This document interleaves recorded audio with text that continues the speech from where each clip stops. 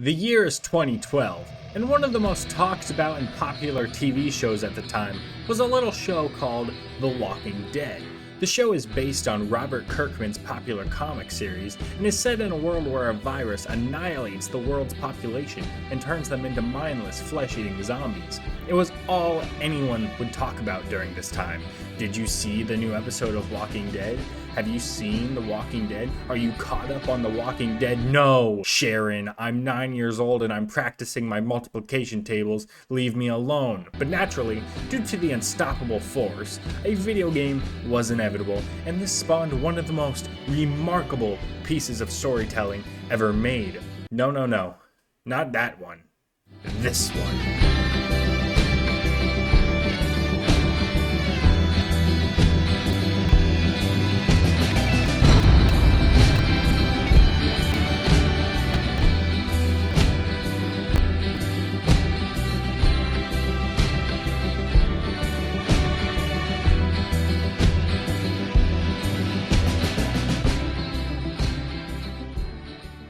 What's up guys, Good Gaming here, and today I am back with another video, and you guys seemed to love the last Batman video I did. You guys seem to want me to talk about more games that I like, so that's what we're doing here today. We're talking about a game that I absolutely love, a game that gets me incredibly emotional, and of course we're talking about Telltale's The Walking Dead Season 1. And today, we're going to split this up into 5 parts. We're going to talk about all 5 episodes in each section, talk about the general story of each episode and what I like about them, and then we'll do a little conclusion at the end. Of course, I want to get into everything that I think makes this game as incredible as it is, but I want to talk about how we got here. Prior to The Walking Dead, Telltale were no strangers to licensed video games. They had famously done Back to the Future, Jurassic Park, Sam & Max, but none of these games were really choice-based like The Walking Dead was. All these games were more point-and-click adventure, and that was pretty much it. But eventually, they wanted to do more. They wanted to keep their point-and-click aspect of their video games,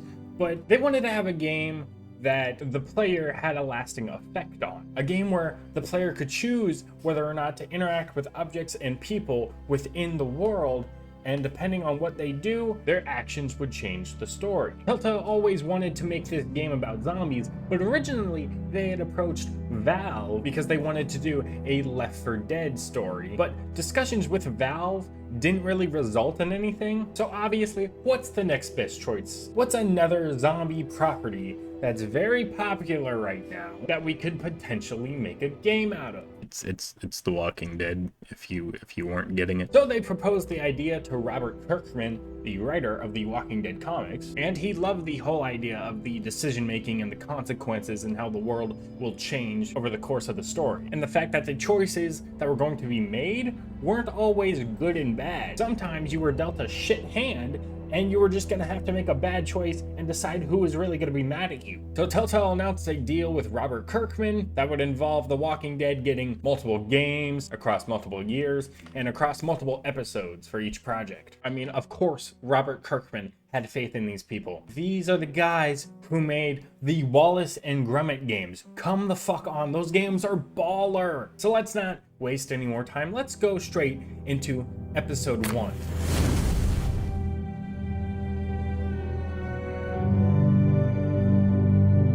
We open up with a shot of Atlanta as a police car is making its way out of the city. The car is carrying none other than our protagonist, Lee Everett. He is on his way to jail for a crime we aren't sure of yet, but we know involves his wife. Well, I reckon you didn't do it then. Does it really matter? Nah, not much. As the police officer is making conversation with Lee, police cars and helicopters race by toward the city. Nothing seems too unordinary though, until the radio keeps constantly going off, yet the officer chooses to ignore it, and goes back to telling stories. Crews are available for incoming 2-1. Then before long, He becomes distracted and hits someone or something crossing the road. He loses control and crashes off the highway into a wooded area. Lee wakes up with an injured leg and notices that the officer appears dead outside of the car. He breaks free, and as he is observing the officer's corpse, it quickly reanimates and attacks Lee. Lee, fearing for his life, backs up against the police car and grabs the policeman's shotgun. Don't make me do this!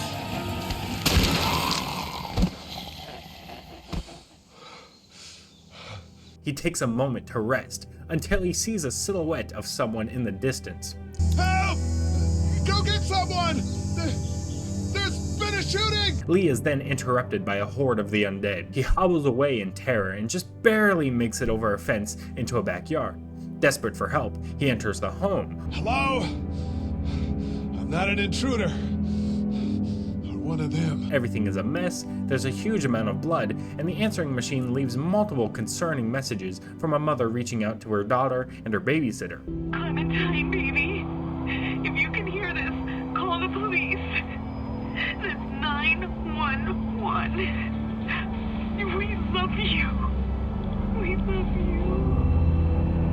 We love you.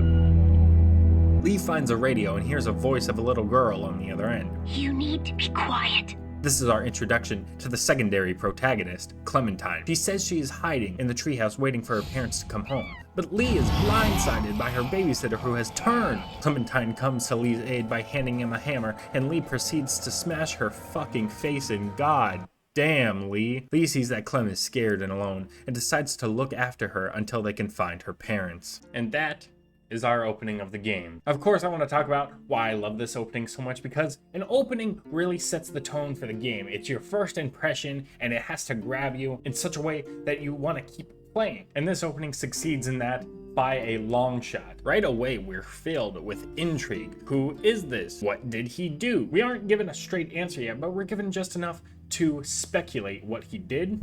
Regardless, could be you just married the wrong woman. And of course, we're given choices to how this conversation will play out, which at the time was very intriguing and not done really that much. Gameplay mechanic alone just made people want to keep going. But as this conversation goes on, you suddenly remember that this is a Walking Dead game. The game doesn't let you see the terror right away. It knows that you know what's happening, letting you imagine just the sheer terror that must be going on in Atlanta. And thankfully for Lee's sake, the officer does end up being a really bad driver. Fucking drive! This other time. We start to get that horror feeling. Is it gonna happen? Is it gonna happen?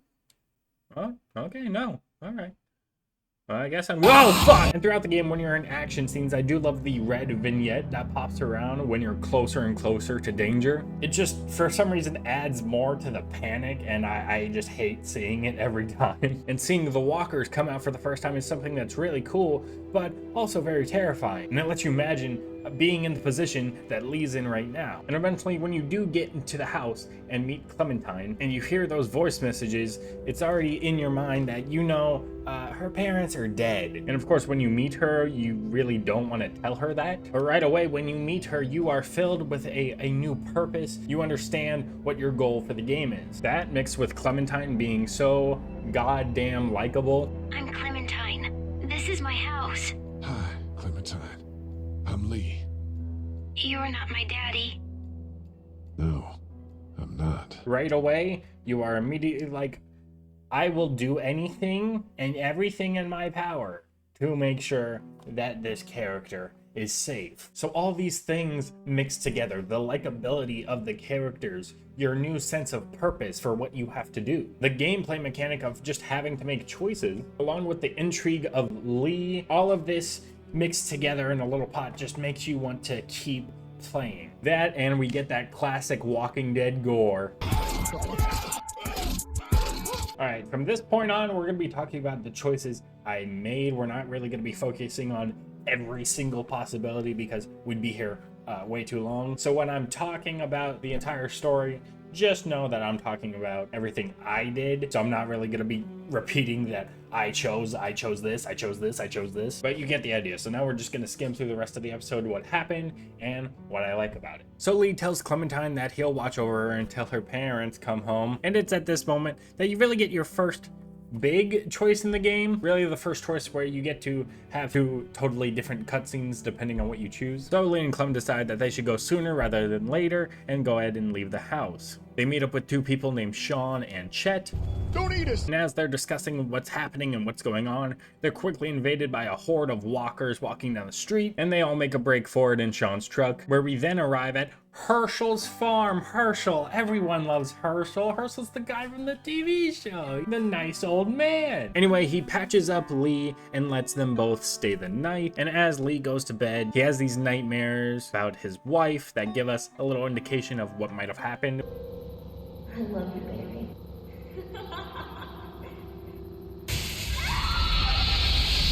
Cut to the morning where we meet this family that's also staying at the farm. Kenny, Katja, and fucking Duck. And you get to walk around now and talk to whoever you want to talk to. This family seems very nice. Katja is a vet.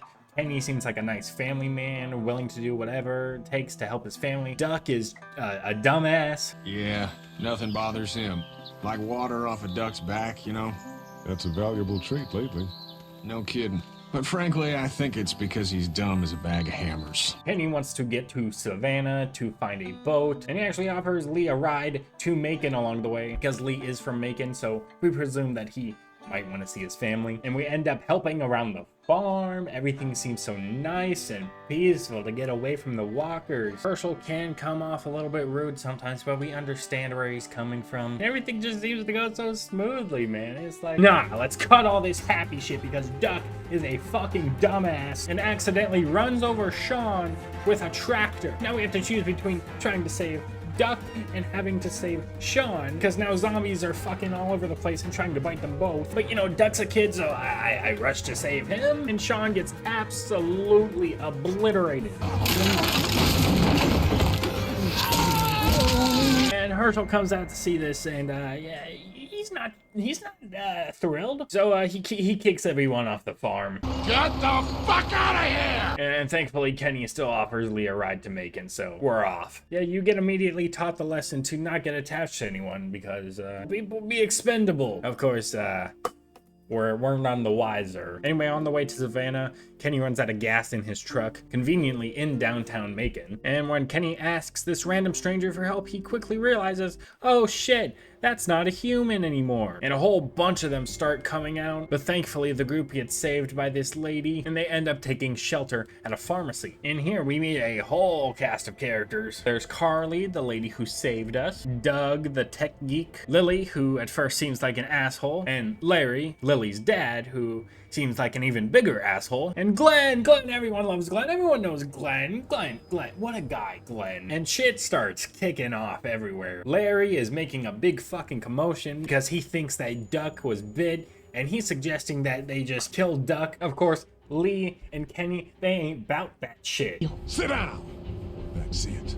You're gonna whoop me? You in what homo parade? This one. That's good. And of course, due to Larry being an old fuck, he gets too angry and his heart slows down or some shit like that. And of course, Lily's like, please, you gotta help my dad. I know I was just fucking yelling at you and wanting to leave you outside to die, but God, please help my father. So yeah, that's kind of what we spend the rest of the episode doing, trying to figure out how to get into the locked pharmacy. And after trying to get into that room, after some poking around, we find out that the pharmacy we're stuck in was owned by Lee's family. We never see what happened to his parents, but we do find his brother trapped outside under a pole, and he has unfortunately turned. Later, we're confronted by Carly as she knows what Lee has done. She reveals that she was a reporter who covered Lee's trial. You're a professor at Athens who killed a state senator who was sleeping with your wife. This is your parents' store. Folks around town know the owner's son got himself a life sentence, but I'm a reporter for WABE in Atlanta. I paid attention to that trial. Maybe you're a murderer, but I don't really care. She chooses not to tell the others and doesn't judge Lee too harshly. And that's why we love Carly, man. Way to go, Carly. It is interesting because what he did doesn't really matter now. In fact, the fact that he killed someone prior is useful to this new world. Carly even says that. And it's interesting to see the shift in mindset that this world has caused to the survivors. And Clementine overhears this conversation, so naturally she's curious. That lady said you killed someone. Was that because he was one of the things trying to eat you? No, he wasn't. Oh. Was he bad? He was. And it's funny how you can put your trust in this girl for her knowing what you did more than you can any of the adults that are outside. Yes, while Lee does regret his choices as it separated him from his family, Clementine's looking at him for what he is right now and not focusing on what he did then. And here's where we start to get some good bonding time between Lee and Clem. Lee's telling stories to Clem about his family. She's willing to help Lee and give him a hand. Clementine gets a little boo-boo and Lee goes to get her a band-aid, and it's all very adorable, man. But then Glenn comes over the radio and tells the group that he's trapped. I saw a chance to get some supplies for the group, and a bunch of the Roman ones got the jump on me. So Lee and Carly head out to save him. They find him hidden in a trash can at a motel, and right as they're about to leave, Glenn tells them that they can't because there's a girl trapped in one of the rooms and they can't just leave her alone while all these walkers are around. So of course we go to help, and we actually do get this really cool puzzle section trying to see how we can effectively take out each walker. We get this badass kill where Lee shoves a pick into a walker's face. Dude, where'd your weapon go? Into that ice pick-sized hole. Holy shit. So when we eventually get to the girl, she's in a lot of distress and she wants everyone to leave, but we keep insisting that we save her. She comes out and reveals that she's been bit and that she was originally with her boyfriend, but he ended up turning. Of course, Glenn manages to focus on the wrong fucking thing. You have a boyfriend? Glenn? She notices the gun in Carly's hand, and right here we get a choice of whether to give her the gun or not allow her to kill herself. And I found this section pretty interesting because a couple years ago I remember I would not give her the gun. I would not allow her to do that. At the time, I don't know, I felt like it was like the wrong thing to do, but now after I replayed it, I did allow her to have the gun. I did feel it was more moral to allow her to have her own piece instead of turning into a walker, because you got to remember, the mindset has shifted. Everything has changed. Morality, everything. So allowing her to go out on her own terms was very sad to watch, but I also feel like it was the right thing to do. God bless you, all right? God bless you too. I just found it was very interesting how over time, when you go back and replay these games, you can really see how your mindset and your point of view has shifted within the time when you first played it or years later when you go back and replay it. But yeah, after that's dealt with, we go back to the pharmacy. Doug and Lee manage to figure out a way to distract the walkers for long enough that he can go out to his brother's corpse and get the pharmacy key that he needs to get Larry's medication. It's a somber moment. Doug doesn't really know that that's his brother, so Doug's kind of rushing him, but Lee wants to take a moment to say goodbye and at least have closure. I don't know what happened to Mom and Dad, but I know if you were there, you would have died for them. So, yeah, I'm gonna assume that's what happened. And he puts him out of his misery and gets the key. So after all that trauma, Lee uses the key to unlock the door to go get the medication, and everything seems well until he walks in and the fucking alarm starts blaring louder than a banshee and attracts what seems like every walker in the fucking city. Zombies are starting to bust through the door. Walls are fucking collapsing as zombies wait. Starts to push it over. The windows are starting to break. Shit is looking like a Call of Duty Black Ops 2 Zombies map. And it's right here where you really get your first big choice of the game. You're standing in the middle, and on your left side you have Doug, who's about to be dragged through a window into a bunch of walkers. And on your right side, you have Carly, who's grabbed by a walker with another one approaching. So now it's up to you to choose which one are you going to save. And the most painful part of it is you have a time limit, and not a very long one, so you have to choose now. Of course, you know who I went with. I went with Carly, bro. I love Doug. Doug's funny. Doug's charming. But I connected with Carly more. But you will always feel bad about your decision because they immediately show you Doug getting absolutely annihilated.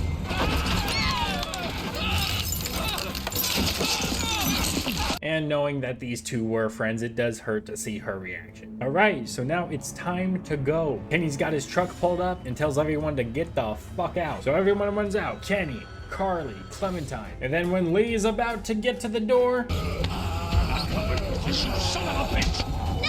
This bitch ass motherfucking Larry. We just spent an entire episode saving his ass. Don't ever expect nothing in return from these assholes. Thankfully, Kenny comes back and saves our ass because he's a homie. I'm not letting somebody else get eaten today. Especially a good friend. The group escapes to that motel we saw earlier called the Motor Inn, and everyone's just resting after the horrible shit that just happened. Glenn hears on a car radio that Atlanta is severely overrun and decides to head off because he has friends there to continue his journey in the Walking Dead comics. Man, I hope all ends well with Glenn. Glenn's such a good guy.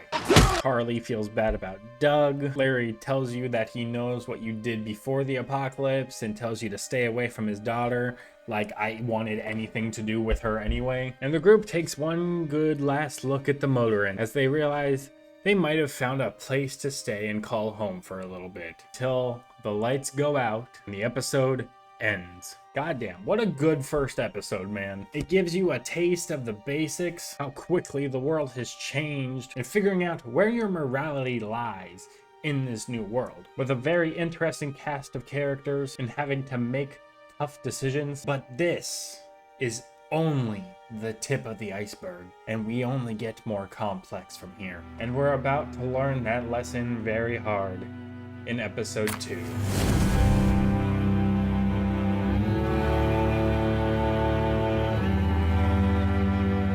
3 months after episode 1 leaves off, Lee is hunting for food alongside a new character named Mark. Mark worked in the Air Force before the apocalypse, and it's explained that the group found him in a military base with a good amount of food. But now, that food is scarce. As Mark and Lee are out, they hear screams in the distance. They run to see what the commotion is about and find 2 students named Travis and Ben alongside their teacher who is caught in a bear trap. They plead for help, but the trap has been altered to not let go. With no other choice, Lee decides to chop the teacher's leg off in hopes that he'll live. While running back to the Motor Inn, Travis trips and has effectively made a 5-course meal for the walkers. The group makes it back to the Motor Inn, and Katja tries to see if she can aid the teacher's wound. However, Lily is pissed that they've brought back more mouths to feed as they don't have enough food for everyone. Food isn't a problem for some though, as the teacher has succumbed to his injuries and surprisingly comes back as a walker to try and feast on Katja. After Lee has a scuffle with the walker,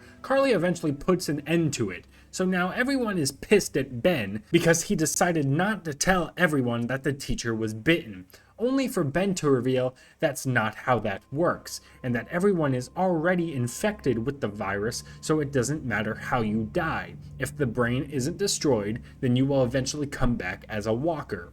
It's not the bite that does it. You come back no matter how you die. If you don't destroy the brain, that's just what happens. It's gonna happen to all of us. The group is then stumbled upon by 2 strangers looking for fuel, Andrew and Danny St. John. They offer a trade to the group. If they can hand over some fuel for their electric fence that protects their dairy farm, then they can offer food. This is just what the group needs, so they offer to go take a look at the brothers' dairy. And that is how episode 2 starts. I'm glad that we have this time skip here of only 3 months to show just how long it really doesn't take before everything becomes scarce. So you can understand why Lily's a bit mad that you brought back more people. And it's interesting to see the point of views of what is morally right and what is sufficiently right. It's really starting to become a double-edged sword. And I do love this reveal when the group does find out that they're all already infected. You could just see the hope flush away from their faces, that this thing will not end anytime soon. And it's very easy to blame Lily for not wanting to bring more mouths to feed because she's the one who hands out the rations. So then Lily will put the responsibility onto you to choose who to feed. Your group has a shit ton of people now, but you can only choose to feed 4 of them. And this allows you to be put in the shoes of Lily. While you cannot see eye to eye with her sometimes, the game shows you that you shouldn't be harsh to her for some of the choices that she makes. So you go feed whoever you feed, and Clementine better be one of them. And some people are gonna be pissed at you regardless. You're out! What happened to my food? There's none left. You keep treating people like this, and your days in this group are numbered. So there really is no making the right decisions. And after you feed Clementine, because why the fuck would you not feed Clementine, you learn that her hat went missing. I had it a couple days ago. I promise. If I find it, I'll let you know. Thank you. You kind of put it in the back of your mind to keep a lookout for it. But as I mentioned earlier, we do get interrupted by two strangers named Andy and Danny St. John. And when they do make the offer to trade fuel for food, it's an obvious trade-off. The group is absolutely desperate for this, so they have no other choice. So a few members of the group go to the dairy. On the way there, we look to see what are some bandits who are arguing with one another, and one of them just shoots the other one in the face. Jesus. And it's at this point in the episode where it's slowly starting to bring forth the idea to you that it's not the walkers you have to worry about all the time. Yes, while this world has brought about a new form of monsters with the walkers, it in a sense turned humans into monsters as well. The group eventually makes it to the dairy. Everything looks beautiful and colorful. They have animals. They meet their mother, Brenda St. John, who offers fucking bread rolls, bro. Fucking bread roll. Who wouldn't take a bread roll? The perimeter for the fence is so huge, so there's no walkers anywhere in sight. So all this is seeming really awesome. So of course, we're gonna help out. They offered us food. What can we do to help them? So when Danny asks if you and Mark can go take a look at the fence and push off any walkers that are stuck in it, you're like, yeah, of course, man. And just give me more of them fucking bread rolls. So Andy turns off the fence. Lee and Mark go out there and they begin just pushing walkers off like normal. And when Lee and Mark go outside to pull a walker off the fence just turns the fuck on. Lee and Mark are confused because they were just told to go out there, and why is the fucking fence on? And then Mark gets shot with an arrow. So now they have to hide and find a way to get back into the dairy safely. And what do you know? It's those goddamn bandits. So Lee and Mark find their way back after hiding behind a tractor. St. John's see that Mark has a fucking arrow in his shoulder, and when confronted, Andy just says, I heard Mark yelling. Thought y'all were giving me the all clear. Man, I am real sorry. Interesting, Andy. Mark didn't scream till after the fence turned on. Pretty weird, huh? So Brenda offers to take a look at Mark's shoulder, see if she can get the arrow out. They explain that they made a deal with the bandits to give them food, but now the bandits must be riled up, and Danny proposes they should go take a look at one of the bandits' hideouts that he knows of. So you start to have your suspicions. Not enough to where you can call out everyone because you don't want to effectively ruin a good thing that could be happening, but the game teaches you to just be skeptical of everyone. Lee and Danny go ahead and check out the camp, and there's a few interesting things we find. We find a video camera that's dead. Danny seems weirdly relieved by that. Let me see that. Battery's dead, though. Oh, good. And a tent, which when you go inside, you see what seems like a bloody bunny plushie, which you kind of get the idea. And then you see Clementine's hat. What the fuck? The fuck is Clementine's hat doing here? Lee and Danny are then confronted by this ragged looking woman named Jolene. When you confront her about why she has Clementine's hat, she's just a fucking stranger who thinks she's entitled to having to watch over Clementine and take care of her. Where did you get this hat? The little girl. You stole it from her. So what if I did? You stole her from me. This is all presumably because her daughter died and she kind of fucking snapped. Now she looks at Clementine as her own daughter. She goes on this crazy, man, focus, what the fuck? And she goes on this crazy fucking tangent. It gets pretty fucking wacky. You know what? I changed my mind. I'm putting this arrow right through your balls. And there seems to be a sense of familiarity between her and Danny. And as she goes on this tangent, Danny silences her before she can muster out some words that might reveal a bit too much. Not only did he prematurely fire at this woman, but he seemed to enjoy it. It's a clean shot, though. Right through the forehead. That's good shooting right there. So yeah, now Lee's suspicion is getting a little bit higher. We make it back to the dairy. And of course, like usual, Lily and Kenny are going at it, arguing. Of course, Kenny starting to get a little suspicious of the dairy as well. And then there's Lily, who doesn't want Kenny to go fuck it up for everyone in case that he's wrong. Again, both not wrong. Kenny's right for having his suspicions, but I understand why Lily doesn't want to start throwing accusations around, because this is the best thing that's happened to them since the fucking apocalypse started. So we go into the barn and we give Clementine her hat back. So adorable. And it's right here. We get 2 Clementine moments in a row that are just iconic. It smells funny in here. Like shit, right, Lee? What's this thing? Daddy said it's called a salt lick. Yeah, but don't lick it. It's gross. Did you lick it? I don't know. Goddamn, bro. Clementine's adorable, man. But we go talk to Kenny about his suspicions, and he points out that in the barn, there's a door that they will not let anyone near alone, and he suspects that there could be something behind it. As for what exactly, he's not sure, but it's just the fact that they're very weird about it. So they devise a plan to try and distract Andy and figure out a way to open the door. So Lee grabs a tool and sabotages the generator so that Andy has to go deal with it, and he comes back to try and pry the lock off the door, but the bell rings and that means it's time for dinner. So everyone else leaves the barn. Kenny says he'll make an excuse for you, and Lee goes to work on that lock, and after getting it off, he opens the door. He finds something extremely haunting. Your mother. I couldn't resist. Actually, he finds a room absolutely smothered in blood. So this freaks Lee the fuck out. And of course, conveniently, Andy comes in and catches us. Boy, didn't you hear the bell?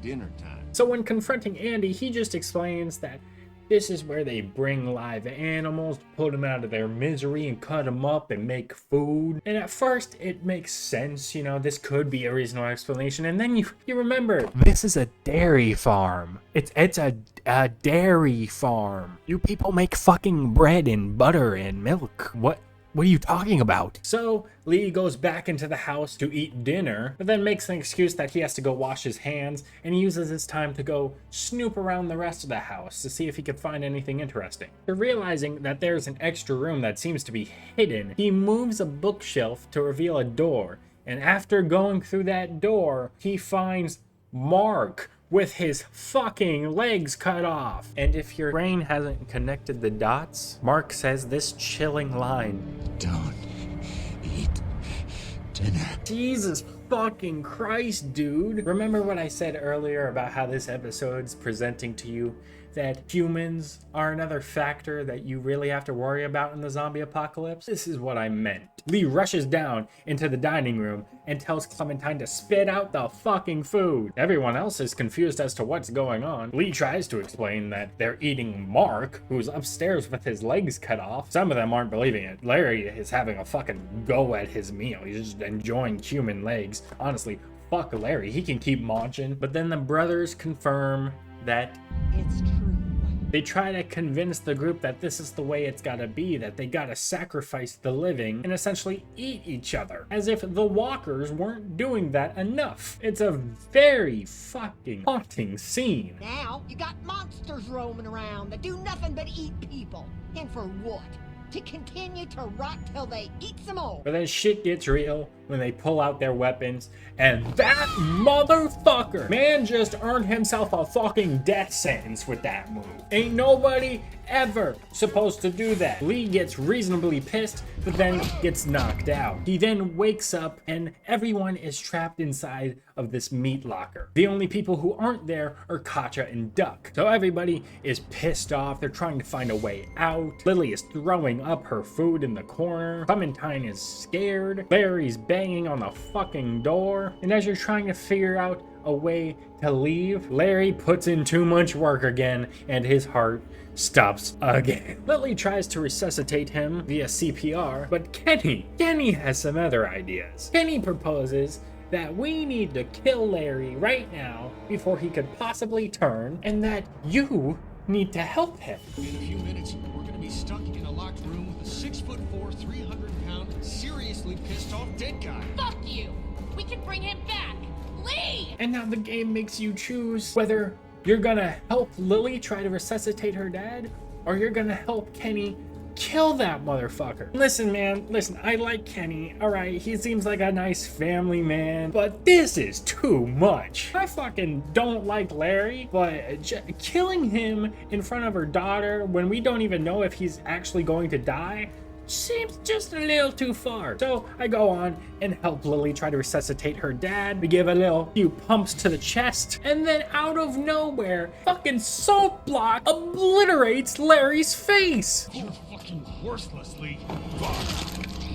Oh my god. And then Kenny, for some reason, is pissed. Like, sorry, Kenny, I didn't want to help you smash a dude's face in while his daughter's right over him. Jesus Christ. Anyway, Lily's of course angry, but we still need to find a way out. So they find an air conditioning vent that Clementine looks small enough to get through, and Lee has to use the change in dead Larry's pockets to unscrew it from the wall so that she can get in. My god. So she's able to get through to the other side and let everyone free. And you and Kenny try to sneak up on Danny, but as you're hiding from him, his creepy ass face finds you, and Lee straight up tasers that motherfucker into a bear trap. So now you get the idea of who was setting out those bear traps at the beginning of the episode. And right here, you could choose to stab Danny with a pitchfork or spare him. He starts talking all this crazy shit. You gotta keep me alive. If you kill me, the meat gets tainted. You can't eat it. You're already tainted. I spared him only because Clementine was right there, and fuck him, he can stay in that bear trap. Then we're off to find Brenda St. John, who has a hold of Katja and is holding her hostage. What you have to do is talk her down, choosing the correct dialogue option, and you have to be calm with her, but goddamn, choosing the wrong option is fucking hilarious sometimes, because Lee is a straight savage. Put the gun down, bitch! Anyway, if you pick the right options and back her away enough, she gets eaten by zombie Mark. Let's fucking go, Mark. Let's fucking go. She gets a taste of her own medicine right here. Katja's free, so now all they have to worry about is Duck. So they go outside and see Andy St. John standing there with Duck. Kenny tries to make a break for it, but gets shot. So now it's up to Lee. Lee tries to talk him down the same way he did to Brenda, but thankfully, oh my god, Carly comes in and shoots this motherfucker in the neck. So now Duck is free and it's one-on-one time, baby. Lee goes in for the fight. They're having a scuffle. They tumble down a hill. Andy gets the upper hand and starts dragging Lee to the electric fence and starts trying to put his face against it to try and electrocute him alive. And thankfully, since we tried to help Lily earlier, she takes a shot at Andy and stumbles him down so that we get the upper hand again. And oh my god, when I tell you Andy starts catching these fucking hands, you could have sworn that this man's favorite meal was a gourmet knuckle sandwich. And after you've effectively turned him into Sloth from the Goonies, the group decides he's had enough of a beating. So now you walk towards your group and he's still shit talking. So you can either go and finish the job or just let him sit there and suffer the consequences. I left him behind just to sit there and rot, because now we have all these walkers coming in, so now he can suffer the same fate that he condemned other people to.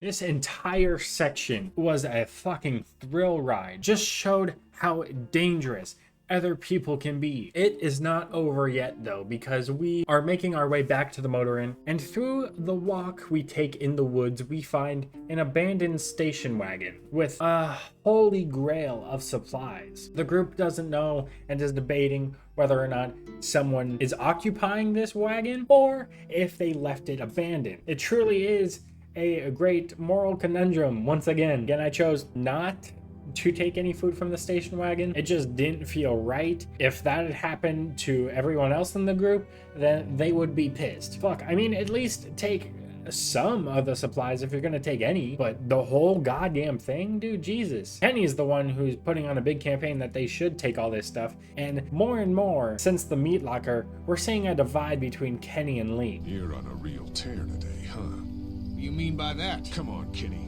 Between this and the meat locker, you know what it means. decisions. Which story-wise I think is great. Like I said earlier, it's not gonna be so black and white. Clementine joins us and decides not to take anything from the station wagon as well. But Carly does find batteries for that camera we found earlier. So we go ahead and look to see what's on it. And it's a video of Jolene narrating as she basically sucks Clementine from the beginning of the episode. And it seems like this video was meant for Clementine to see at some point. She explains that the bandits are fucking monsters, but as long as they keep getting food from the dairy, then we won't have to worry about them. Don't worry, little girl. Bandits got their eye on that dairy. As long as they keep getting food from them, you'll be safe. I promise. Oh my god. Amazing episode. We barely have to deal with any walkers this episode. The whole focus on this was just the human aspect of the apocalypse. How dangerous people are, how morals are changing, what's right and wrong in this world anymore. And as time goes on, it's just more and more things you're just going to have to protect Clementine from. And just when you think this is as fucked as it gets, you are sorely mistaken, because now you have to experience episode 3.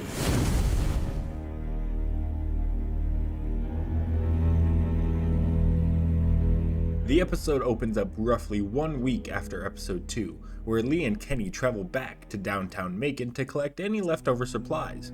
Tensions are rising between Kenny and Lee over what Kenny did to Larry, and how Lily's behavior has been affected.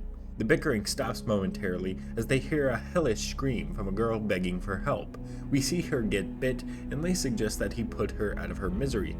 Kenny says that they should just keep her alive to keep screaming to distract the walkers. Jesus fucking Christ, Kenny. After Lee disregards his suggestion, they continue with limited time to collect the supplies before walkers close them in. They narrowly escape, but Kenny does show some hesitation to save Lee for a moment. They make it back to the motor inn to show Lily what they found, but not long before Lily and Ken start arguing once more about whether they should stay at the motor inn or leave to find somewhere else. Of course, Kenny wants to find a boat, and Lily wants to stay put. Both make fair points to support their argument, but eventually, Lily explodes in anger after all the pressure and reveals that someone in the group is stealing supplies. She kicks everyone out, but eventually asks Lee to help her figure out who it is. Lee decides to help her out, but at this moment, morale is low, tensions are high, and someone in the group is a thief. Now, I'm not gonna lie, episode 3 is a turning point for the series. This is the episode where a lot of shit goes down, so strap in. It's amazing how after replaying this, I found myself being more nice to Lily than I remember, and how this time around I found myself butting heads more and more with Kenny, because it would have been so easy just to be like, Kenny's the good guy and Lily's the bad guy. Just agree with Kenny all the time. And I mean, you can do that if you choose to, but they really do a good job at letting you see everyone's point of view. Carly asks Lee if they could speak for a moment, and in talking to her, she tells you it might be a good idea to tell everyone that you were going to prison before the apocalypse, because currently at the moment everyone is having a bit of a trust issue with one another, and she figures it might be better to tell them now than later. You don't have to tell everyone, but think about who you trust and take the opportunity while you have it. So you can choose whether or not to tell people. Personally, of course, I did. Ben's a bit flustered and starts fumbling his words. Lily doesn't mind too much and is glad you're honest with her. Katja doesn't really care and is more worried about Kenny becoming a fucking psychopath. And Kenny more so just keeps his guard up. Wasn't for touching kids, was it? But now, after telling everyone, we do have a case to solve. Who the hell is stealing supplies? And of course, Duck of all people hears that Lily asked Lee for help, and now Duck wants to be the sidekick on this case. You're the Grace detective, and I can be Dick Grayson, your ward. That's Robin. I know who it is. And you know what? Sure, fuck it. Why not? So after searching around, they discover there's a broken flashlight and an X marked in chalk. So you're trying to find out where this pink chalk could be. And you know what?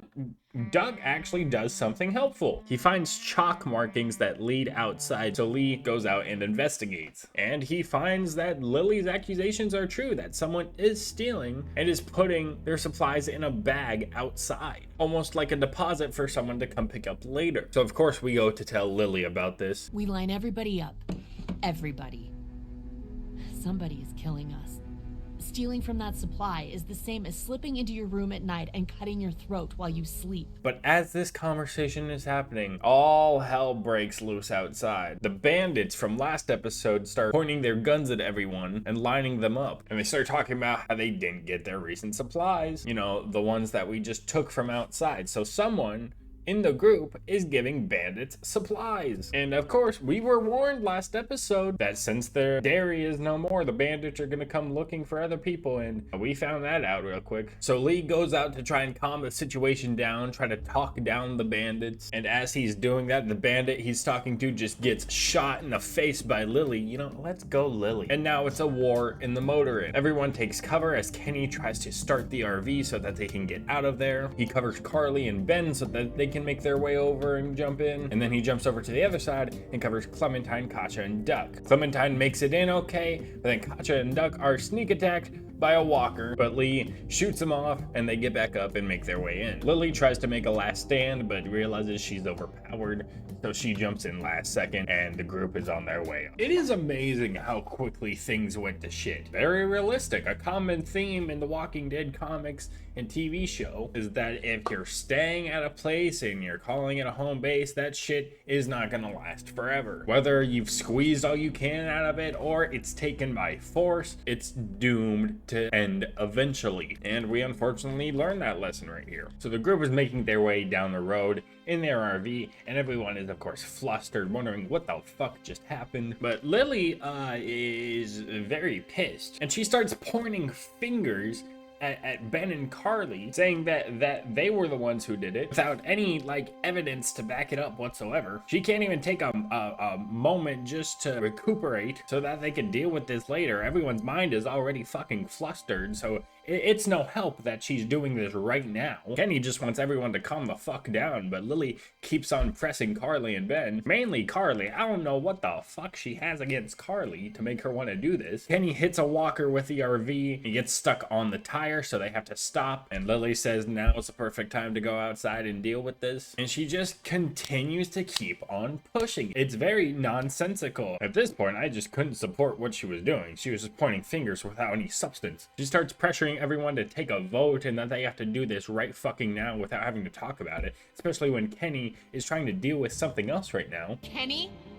I don't know. Fuck. Just stop, would you? And fucking Carly fucking steps up and decides she's not having this shit, bro. You think you're some tough bitch, don't you? Like nothing can hurt you. But you're just a scared little girl.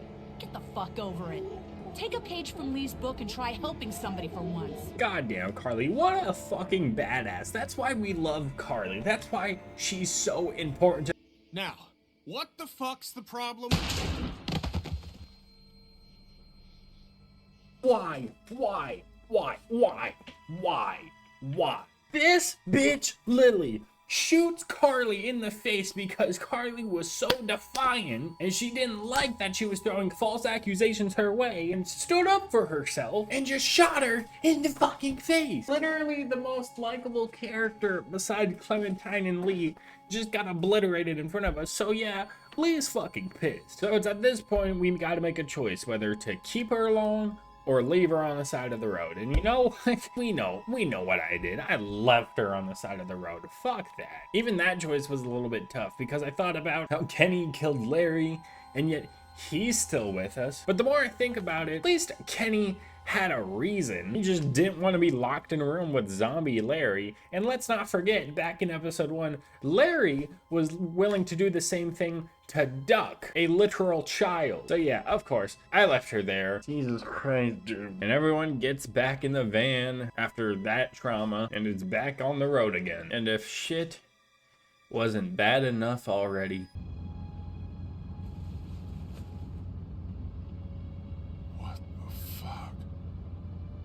happened during the raid. Oh my god, can we just get a moment of peace? Duck is really the first person within the group to just get a bite. So it's kind of hard to deal with, especially for Kenny. He thinks that there's possibly a way that they can save him, whether they try to find medicine or what, because they don't really know how it works. Lee goes to comfort Clementine and tells her that Duck's been bit. Very sad because that's the only other kid that she knows. Duck is bitten.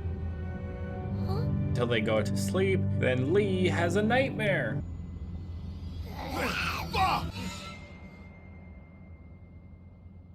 This is because he was just told that Duck was bit, so he's kind of envisioning what would happen if Clementine was bit. Very fucked up. But the trip in the RV is halted as Kenny sees something up ahead, and it's actually a fucking train. They decide that if they can find a way to get it moving, then maybe they could just take the train to Savannah. So Lee pokes around for a bit. He tries to find something that'll help him detach the train, as well as what can help him start it back up. And as he's snooping around, "You touch any of my stuff?"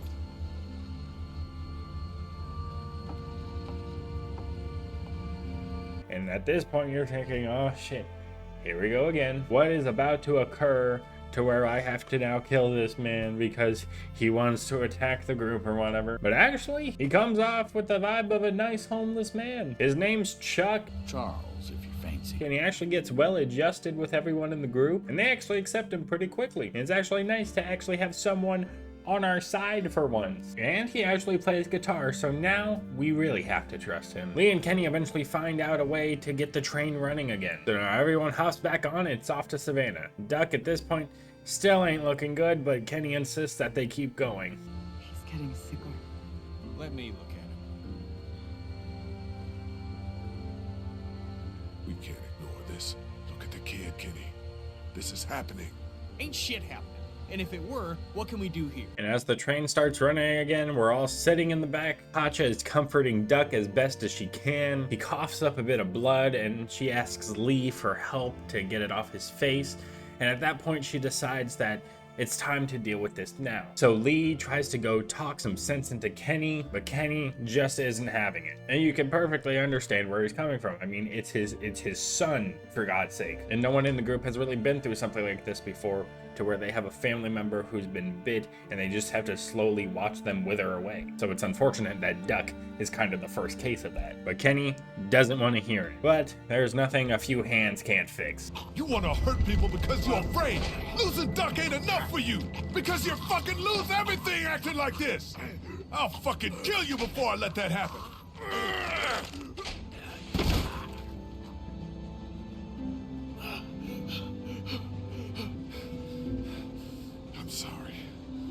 So Kenny finally decides to stop the train, and Katja and Kenny decide how they're gonna deal with this. Kenny really doesn't like the idea of having to kill his own son and is pleading that maybe they can find some pills or something. Of course, Lee steps up and says that no parent should have to kill their son, so he offers to do it for them. So Katja offers to take him into the forest, set him down, get him ready so that her and Kenny can go say their goodbyes before Lee does what he has to. And as Lee is talking to Clementine, we hear a gunshot in the distance, only to find that after setting Duck down, Katja shot herself.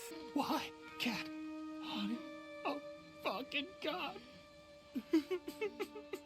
Holy shit. And we see Kenny just have a full-on breakdown. It's so goddamn heartbreaking to see. You have one parent who just couldn't bear to see a world with her son not in it, but then that leaves Kenny in a state where not only has he been slowly losing his son, which is already painful enough to watch his son just wither away into nothing, he also immediately loses his wife and doesn't even get a chance to say goodbye. Of course, Duck is still laying there, so it's presumed that he saw all of this happen. Lee chooses to honor what he said and finish the job himself so that Kenny doesn't have to.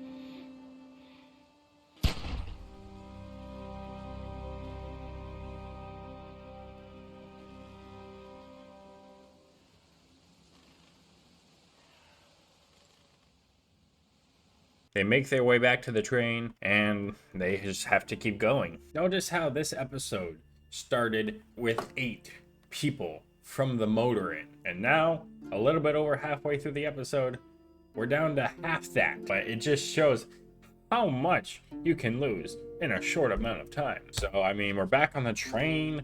We're at a very low point, surely. Nothing can get worse. It was me. Huh? I was the one giving the bandits supplies. What? I don't...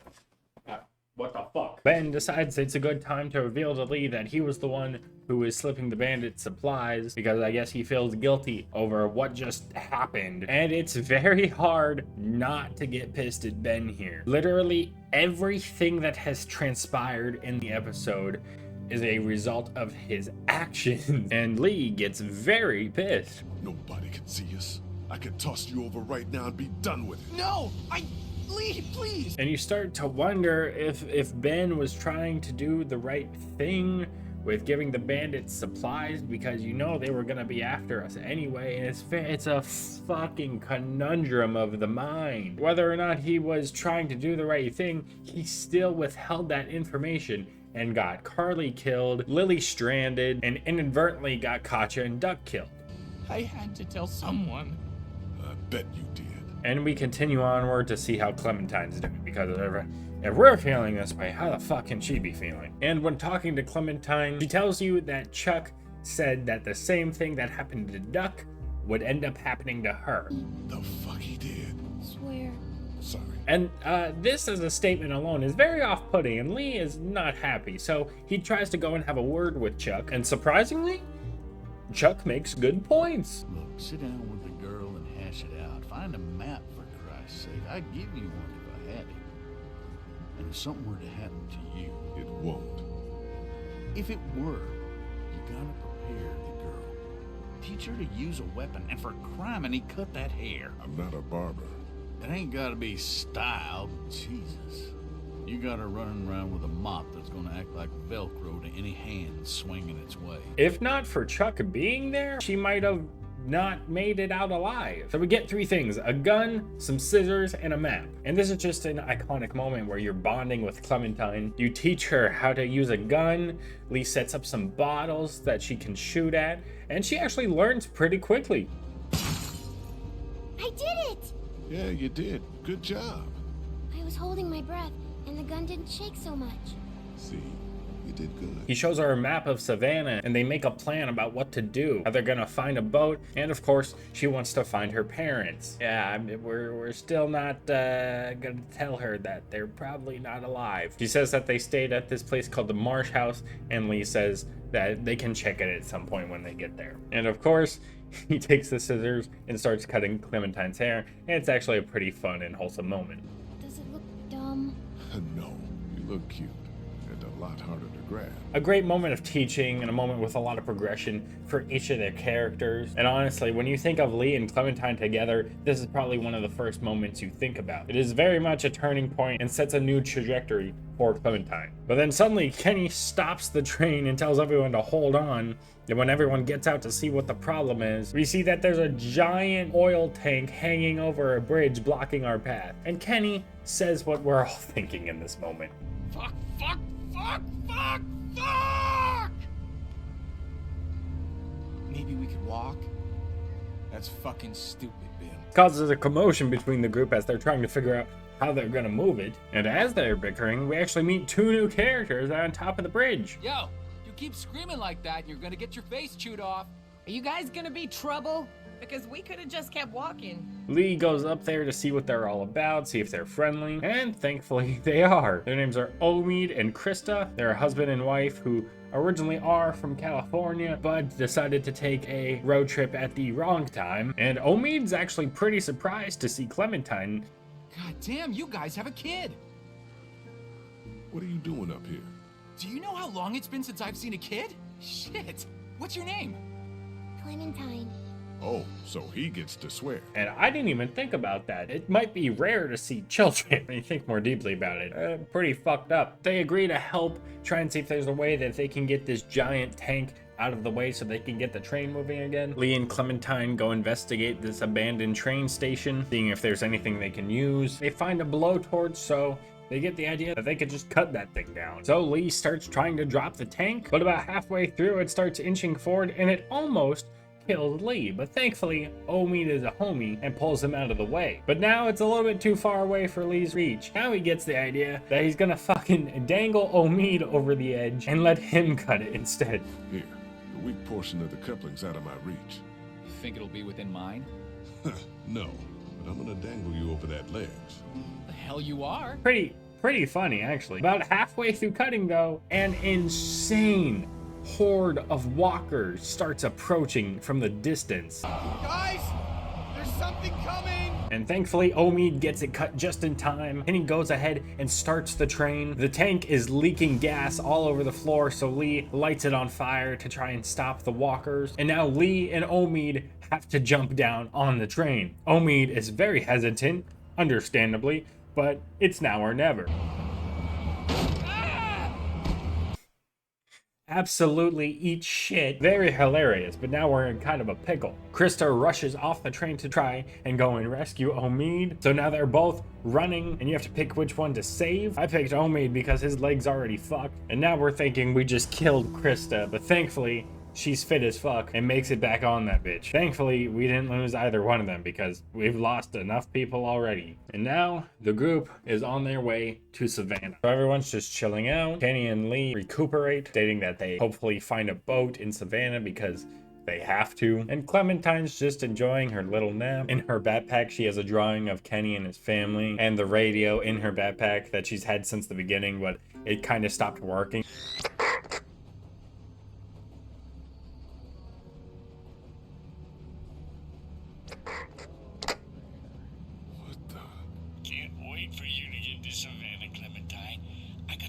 Right here, and you be sure to find me whether Lee wants you to or not. Now, what I need... Holy shit.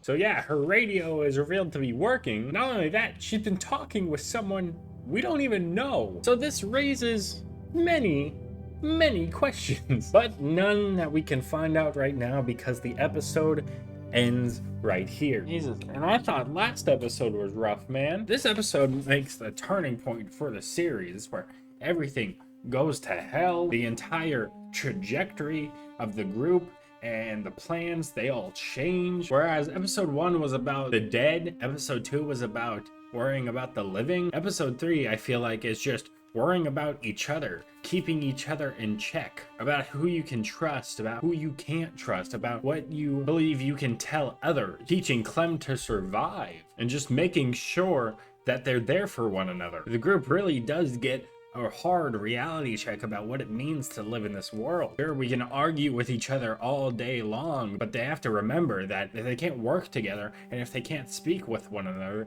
then shit like this happens. So yeah, man, this really changes the course of the game, and not to mention the reveal at the end that the radio works and Clementine's talking to someone. That adds another mystery that we're gonna have to deal with. So that, along with what the group's gonna do next, about how they're going to survive, they're all gonna try to figure that out in episode 4.